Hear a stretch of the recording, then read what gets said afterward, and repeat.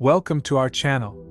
In this episode, we will be exploring an important story about women's rights and how female victims are often forgotten in international politics. The story of Korean women enslaved by the Japanese during World War II is a tragic one that is now well known. But a lesser-known story concerning women and international politics is what we will be exploring today. It began in September of 2019, when the South Korean Supreme Court made the landmark decision to award 100 women a judgment that the government was guilty of justifying and encouraging prostitution in camp towns. This judgment stemmed from a sinister system of comfort stations that existed to provide sexual services to foreign soldiers, including American soldiers.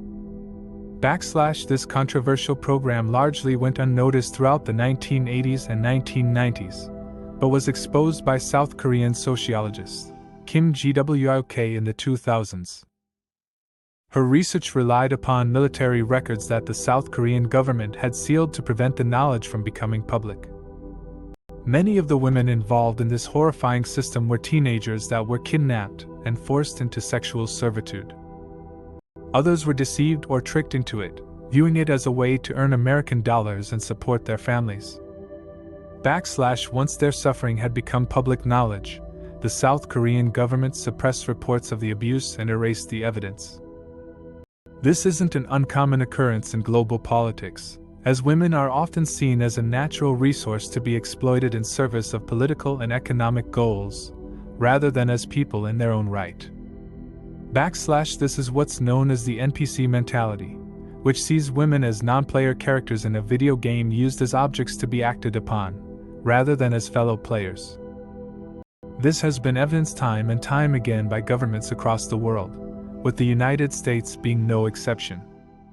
This mentality can be observed in President Donald Trump's highly controversial Muslim ban. While it purported to ensure safety for women, the implications of the ban largely meant barring female refugees from reaching safety in the United States.